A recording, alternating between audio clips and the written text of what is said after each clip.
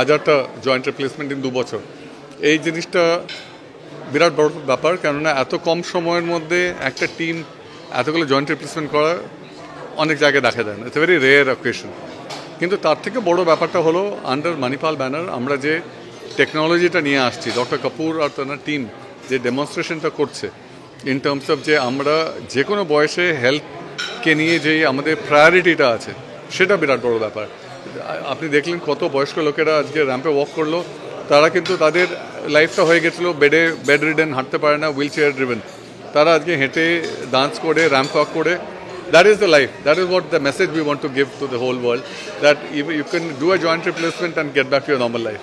1000 robotic আর 22,000 রুগী আগে। তো এটাকে কোনোদিনই স্ট্যাটিস্টিক্স বলে আমি মনে করিনি। আমি জানতামও না যে 1000-এর ওপর হয়ে গেছে। যখন হাসপাতালের কর্তৃপক্ষ বললো যে আপনি এত তাড়াতাড়ি এগুলো করে ফেলেছেন, তখন মাথায় ঠনক নড়লো যে এটা কি করে হয়ে গেল।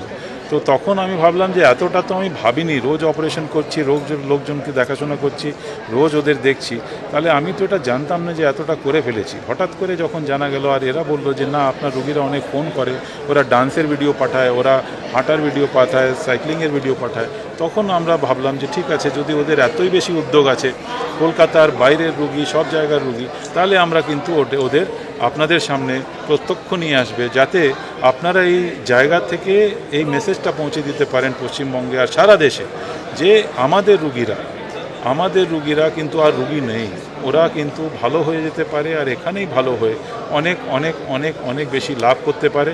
আর কলকাতায় থেকে কিংবা পশ্চিমবঙ্গে থেকে যা খরচ আছে, বাইরে যাওয়ার খরচ কিংবা ওখানে থাকার খরচ, ছেলে মেয়েদের পড়াশোনা নষ্ট হচ্ছে, ছেলে মেয়েরা ওখানে গিয়ে ব্যবসা বন্ধ করে ওখানে থাকছে, সে খরচটা কেউ দেখে না।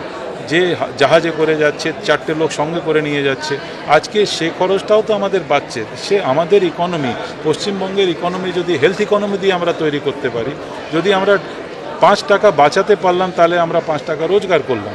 এটা যদি ভেবে আমরা বাচ্চাদের যদি এটা শেখাই, সেটাই আমাদের হেলথ কেয়ারে আমাদের চিন্তা করা উচিত, যে আমরা যদি আমাদের মানুষের বাইরে যাওয়া আসার খরচটাই বাঁচিয়ে দিই মাত্র, আর একই রেটে যদি এখানে সার্জারি হয়, কম যদি নাও হয়, তাহলেও কিন্তু পশ্চিমবঙ্গের অনেক অনেক অর্থনৈতিক লাভ হবে, আর সেটা আমাদের দরকার। সেখানে হেলথ কেয়ার এই কাজটা করতে পারবে, এটা আমার বিশ্বাস।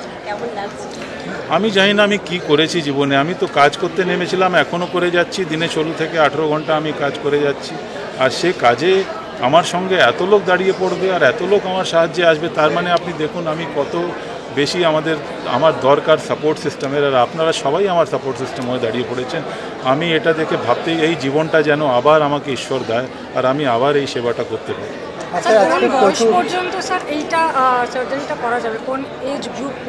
দেখুন, এখন তো আমার ম্যাক্সিমাম এজ 96 ইয়ার্স ছিল, 94 ইয়ার। উনিও হাঁটতে পারতেন না, উনি একেবারে ফেড আপ হয়ে করালেন, তারপরে আরও 4 বছর বাঁচলেন, 100 করলেন।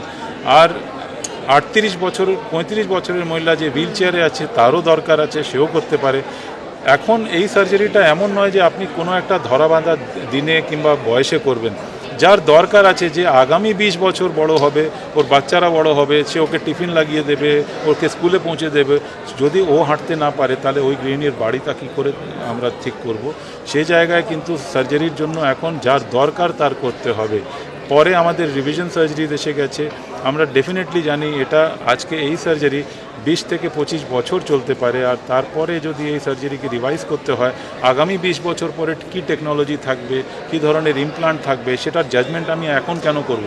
একটা গৃহিণীর যদি এই সার্জারি দরকার হয়, তাহলে ওকে আমরা ওটা দিতেই হবে, আর আমরা দেব, যাতে ওর বাচ্চারা ভালো করে মানুষ হতে পারে, ওর বর যেন ভালো করে থাকতে পারে, সবাই যেন ভালো থাকে, আর তাতেই আমাদের সবার কিন্তু আমাদের লাভ আছে, as a state, as a country, আর as a nation we have two.